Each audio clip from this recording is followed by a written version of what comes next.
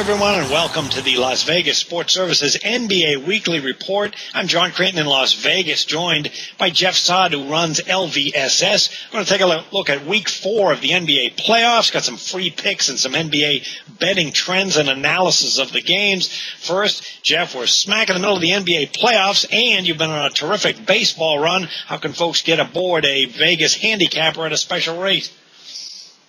We're going to get both sports, 10 days of NBA and baseball. I'm 11-3 in baseball so far this week. And plus, you're going to get a bonus high roller release on the day you sign up. 10 days for $10, just $1 a day. Just call LVSS at 1-866-575-8916. Plays every day in 2 sports, Build Your Bankroll, 1-866-575-8916. 10 days for $10, $1 a day. All right, be sure and take advantage, everyone. And let's start with, in the first round, home court was really dominant with all the teams straight up and against the spread. However, as soon as the second round started, we saw all 4 matchups going 1-1. So is this unusual to have home court not be as dominant as in the first round? Yeah, I think it's the first time in history the conference semifinals have all 1-1, but that would make sense. The first round is you have more mismatches, and the home court is more pronounced for the better teams. Now you get better quality teams in the second round and more evenly matched teams, so it's not that uncommon.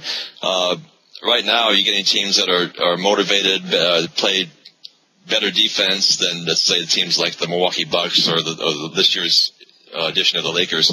So normally you're going to get more evenly matched teams in the second round, and therefore the home court won't be quite as dominant, John.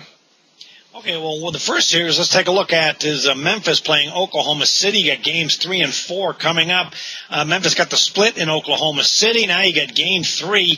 The home team, Memphis, opened 4.5. It's been bet up to 5.5, and the total we saw go down from 196 to 186.5. So the question here is it appears the Grizzlies are suddenly the apple of the public's eye. They've certainly been covering at a terrific clip over the last month, and the question is Russell Westbrook not being around, is that significantly hurting this Oklahoma City team? Well, it definitely is. You can't lose a player of that quality and not have it make a big difference. The Thunder, I think after they lost Game 2, they've had such a great home record the last couple of years. Now they lost Game 2, and the public is really going against them now. They think the Grizzlies might even win every game the rest of the series. Thunder were lucky to win Game 1. The second game, they had all these turnovers. Grizzlies scored 29 points off 21 turnovers. Kevin Durant is trying to do too much, which means at the end of the game, the team gets tired. They don't have as much depth as they used to. And so right now, I think the Grizzlies are the public's team, and I think if you ask a lot of people, they might win this series in 5 games, John. Yeah, one thing to keep in mind for the weekend series would be the double teaming of Kevin Durant. We saw that significantly in Game 2, the one that Memphis won 99-93 at Oklahoma City. And when you look at it, Oklahoma City during the regular season was 29th in turnover margin, while Memphis was second defensively in turnovers forced. I mean, that's a bad combination for a team like the Thunder, missing their starting point guard, and that really showed itself in Game 2 when they had 29 points off of Oklahoma City turnovers. And what they did, Memphis did, was they're starting to double-team Durant more, and it makes perfect sense because with Harden gone and with the guy they got for Harden not having a good game, not stepping up in either of these 2 games, really the whole postseason, he's been under the radar. You might as well take your chances by double-teaming Durant and saying to everybody else on the team, go ahead and try and beat me. Right now, Oklahoma City hasn't been able to do that. This is a team, the Thunder, that was so dominant at home last season. They didn't lose a home playoff game until the NBA Finals when Miami did it, and yet so far this season they've already lost 2 home playoff games in the postseason. So it's clearly a team that has taken a step back without Westbrook. Some spread trends to keep in mind. Oklahoma City's on a 26-2 run under the total. Now, is that a combination of being an underrated defensive team or the loss of Westbrook? I think it's both. I think they're actually a pretty good defensive team, right, very much under the radar. And when you look at when these 2 teams play, it's actually been an underdog series. The dog is 6-1 against the spread the last 7 meetings, and the road team has been dominant, 8-1 ATS. Okay, on Saturday in the East, you got the Knicks and the Pacers series going to games 3 and 4 this weekend. Pacers now have home court. They opened a 4-point favorite, the total of 184. Some places it's down to 3.5, so the Knicks are getting a little bit of early money.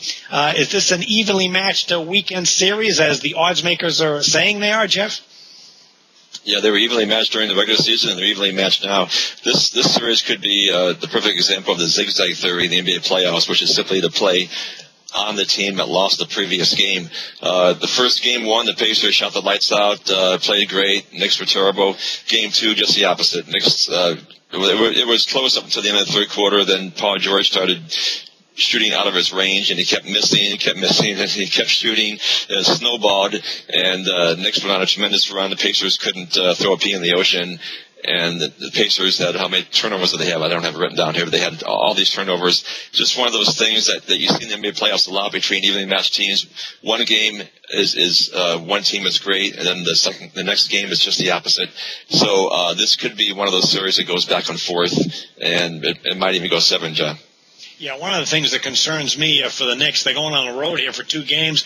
Fantastic Indiana defensive team. They're not only choking defense on the perimeter, but also that great rebounding team, tops in the NBA. And here's the thing, New York relies so much on Anthony to take all the shots, and of course J.R. Smith too.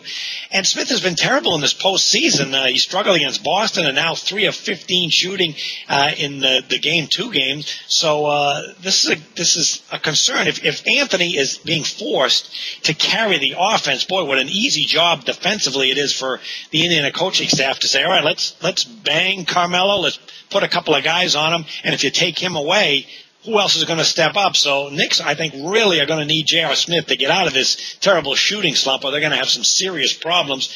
The Knicks have been a very good road team, 10-3 spread run the last 13 road games. However, when you give the Pacers 3 days or more rest, like they're going to be having on Saturday, tremendous record, 10-4 ATS, and the home team too is 5-2 ATS when these teams meet. So that's something to keep in mind this weekend as the series heads to Indiana.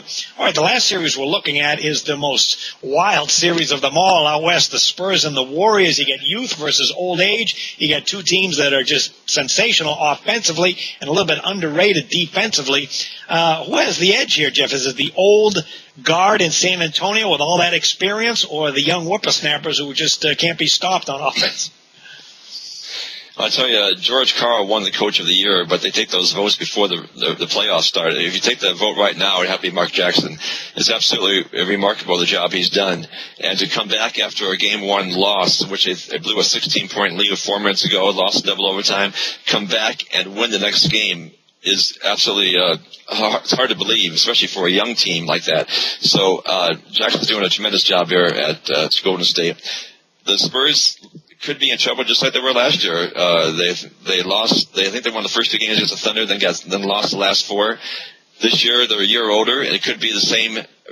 It could be the same situation. So the Spurs, sooner or later, are going to have to get younger, because every year they have a great regular season, then they peter out in the playoffs. So we'll have to see. We're doing the show on Friday. We haven't seen Game 3 yet, but the Spurs better win Game 3, because if not, you're going to give the Warriors a ton of confidence, and they might not be able to stop them.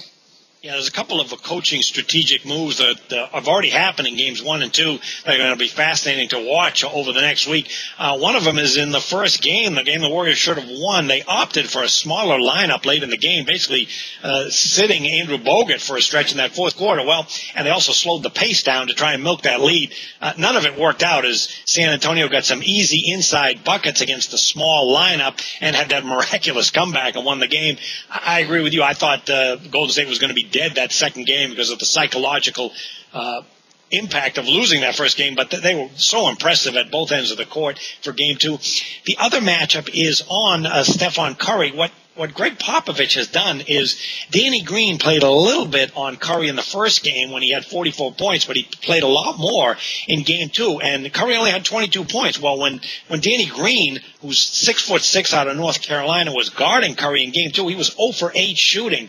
So in the series, after those first 2 games, Curry is 1 of 13 shooting when Green is guarding him, but he's tearing up everybody else. So I got to believe Popovich is looking at that saying, well, this is a very good matchup for me. So see if Green plays a little bit more over the next week. And, of course, Thompson was the one who came up and rescued them so much in Game 2. If those 2 guys both get hot, it's going to be extremely difficult for Golden State, as well as the home court that they're going to have over the next 2 games. And if you're looking for some spread trends to keep in mind, San Antonio, when they're going to be playing Game 4 over the weekend, on 1 day's rest, they're not very good. 3-12 against the spread.